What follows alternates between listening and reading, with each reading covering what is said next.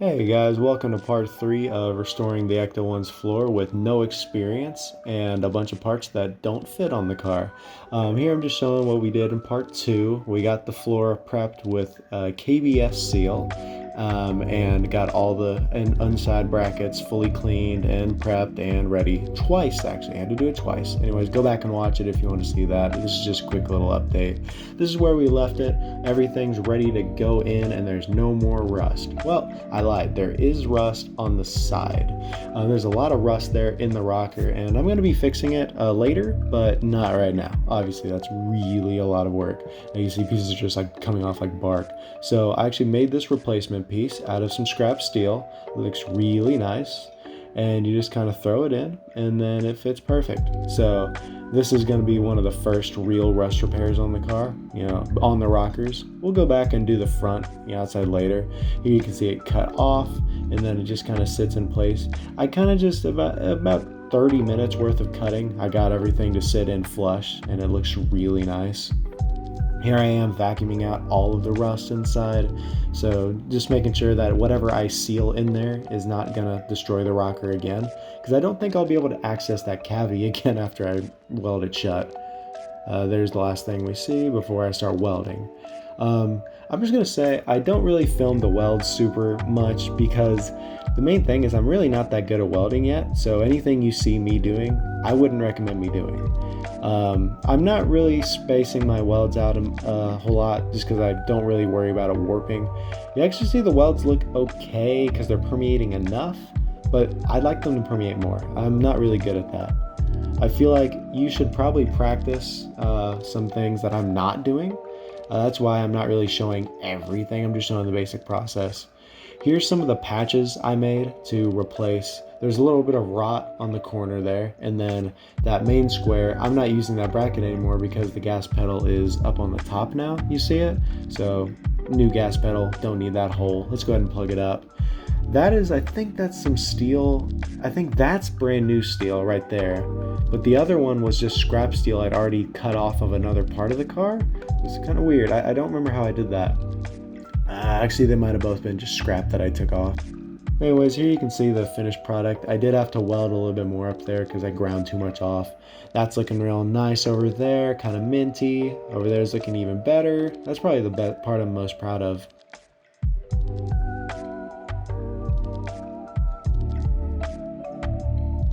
I'm showing how the holes line up. They're not perfect. Oh man, that's so annoying to look at. It doesn't look like my, yeah, I'm gonna have to do something. The camera refresh rate is so ugly. I'm sorry in advance. But that's what we're looking at for the final fitment. Like that's exactly down to the millimeter where the floor is gonna sit. So that's really cool. Here, what was I doing right here? I was marking off the areas. So I need to do drilling holes for the little floor supports. So I actually use tape to mount or to mark where the mounts are under the car, so I could take the floor out the next morning and then just drill along those tape lines. And it actually looks really nice. That was the exact way I needed to do it. Some of them were a little off, but pretty good. Thumbs up. So now I take it out for the last time, drill the holes, and then we're ready to go to the next stage.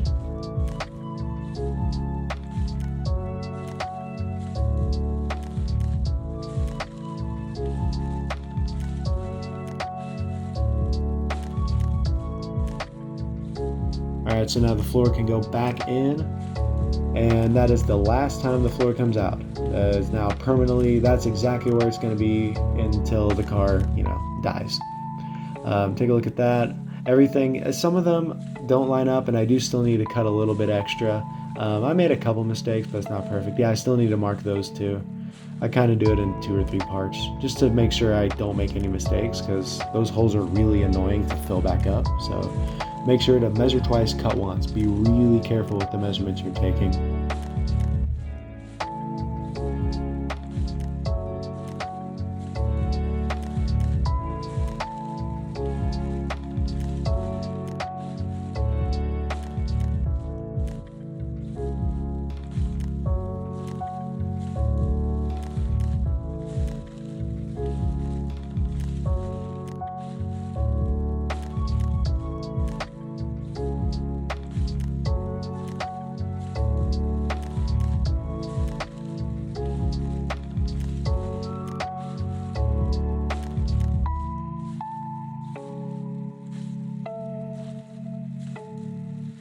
And yeah, that is the final result of all the repairs done to the sides of the floor. I also did grind off those little cuts that I did that were a little too deep. I also fixed all that area, so now that's fixed and solid, looking pretty good. I did have to go back in afterwards and fill a few holes, but that was good enough to get going. And this was removing the last little bit of the floor, the old floor, out with the old, in with the new. And now I'm actually fixing an area that I cut a little too much off of, and now it goes in for the last time. And now the welding begins. These little tacks I'm doing are just to keep it in place.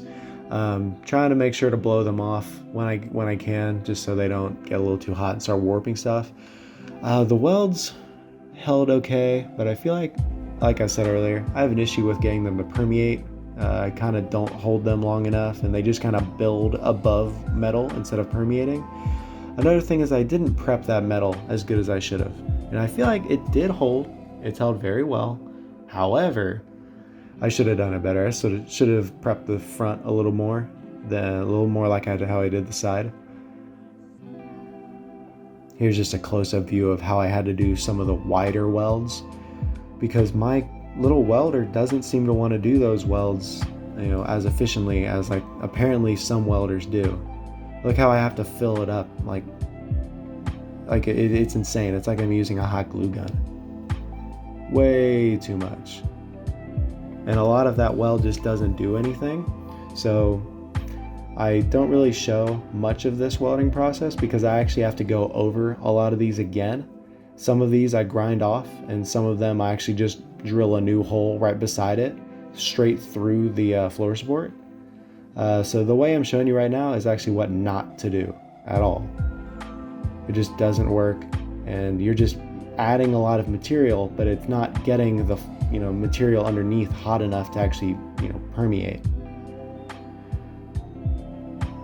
Yeah, look at these as an example of what not at all to do. And actually, the middle welds didn't hold up that bad. They actually held up pretty tight. It's just some of the areas I had to go over, twice, and it's really annoying.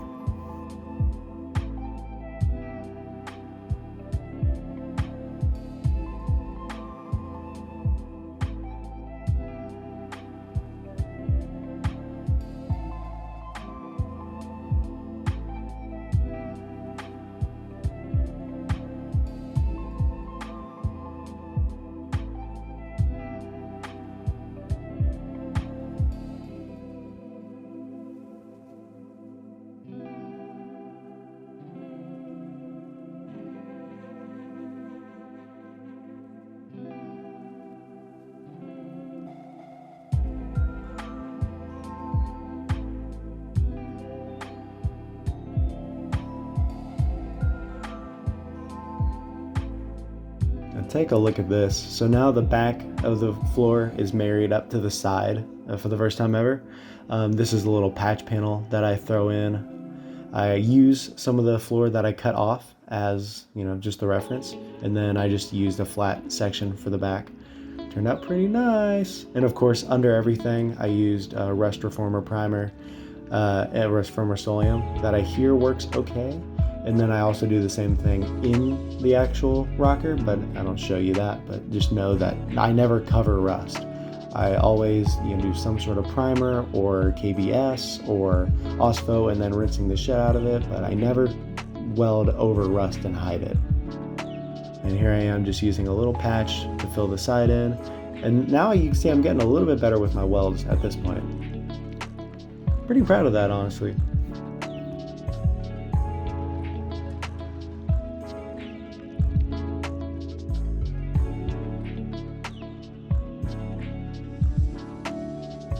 Here I am making a paper template for the flat section. Trick is, I just measured it, measured the width right, but I measured the length a little over so I could cut the excess off of the rusty floor that's already in there. Because if I take an extra inch off, that's fine. I can't add it in later, So So that's what we're looking at there. And this is some thick stuff. I love this steel. It's wonderful. I feel like I should have gone, I should have probably gone thicker though. I don't remember what I used, but whatever I used, use something thicker, please.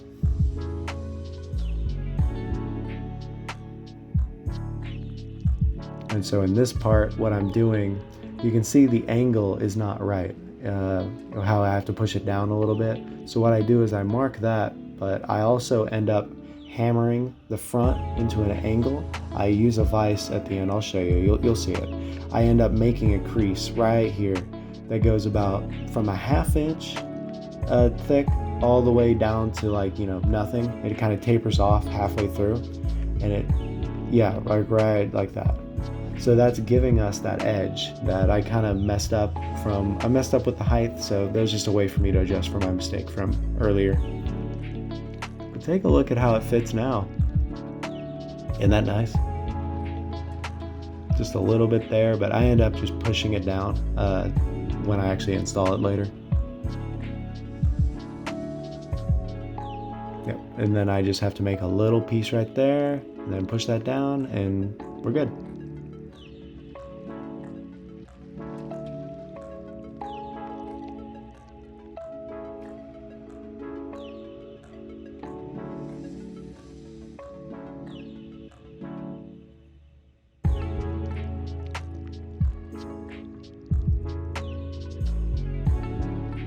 So here's those sections. I didn't show you enough of the front, but I did have to modify. I had to make a couple stretch marks. Here in the back, got the one last little section I have to increase the length of on the back. And then I need to do the same thing I did from the other side on this. So just replicating the same process over here.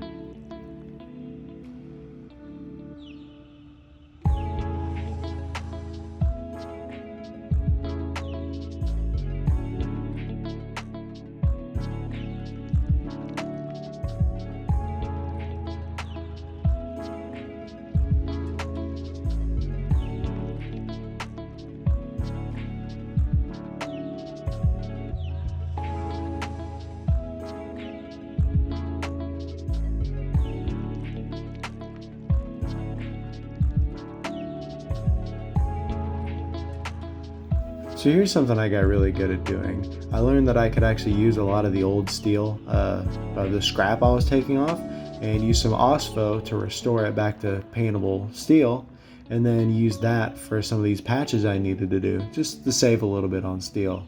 So I actually used some of that and put it back to work on a different part of the floor. Isn't that nice? I just welded it and then started banging it and then started welding it more until I got the shape I wanted. I know it could be a lot better, but it's going to be covered anyways. Anyways, here I am putting on the KBS seal on what will be the bottom of the floor. So then they'll be flipped over and perfect. And obviously I'm still taping off the areas that I'm going to be welding because I don't want any KBS on there.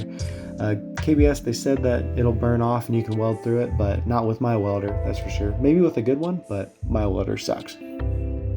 Here's what the last little bit of the floor looks like. Now, for the first time ever, the floor is completely closed, and it's a really good feeling.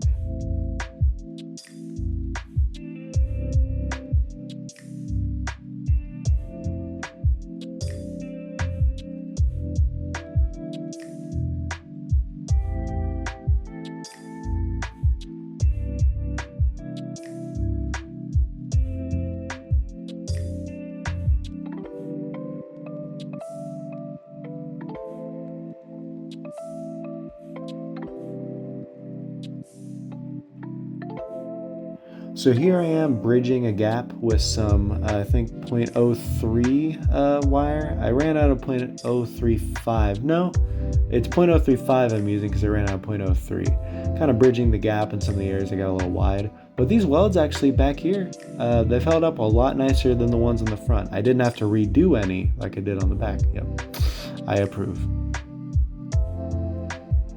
And here I am doing a last little cleanup after I did all the welds off camera twice. Doing a little bit of OSPO, just to get the metal back to ready to seal. The issue was I actually let some KBS seal, or some OSPO, leak onto the floor. So a lot of that gray and black, that is actually, grinding dust that, leaked in. So I need to clean it to look like that side.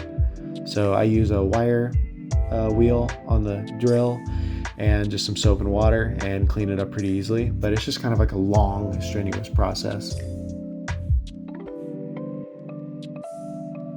So I started with doing 2 coats of KBS seal right over the welds for the rockers or for the frame supports because I want no water in there. So I made sure to get them watertight before I washed the rest of the floor off.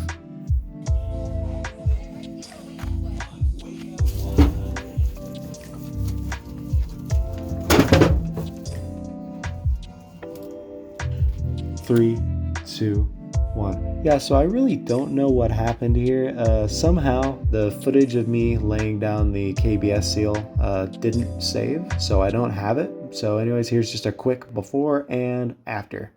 I have no idea how that happened, but I know how this happened. Here we are. Looks really nice, doesn't it? So now I can clean everything off and actually put the seat back in. And this is where I made a couple mistakes. 1, I let it scrape up the floor. 2, remember those blocks from before that I mentioned maybe in like part 1? That's how offset the floor is from the actual seat brackets. It's like perfectly matted on the left side, but on the right side, no. So I'm gonna have to put those in later. But anyways, I just did like a quick little temporary install just so I can move the car around a little bit. And now is the first time I get to sit in the car after 2 months.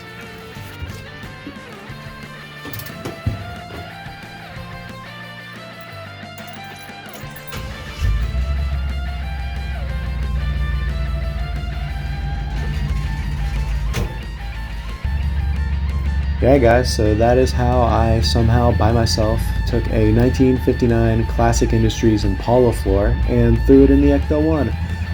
There was a little bit of modification needed to be done and a lot of rust repair was needed, but if I can do it, you can do it. If you have any questions, just let me know in the comments. I didn't do a really good job at documenting my process. I tried. But like I said, any ECTO builders or, car restorer, newbies want to know what I did or have any questions, just let me know in the comments. Get the conversation going, and I'll see you in the next video.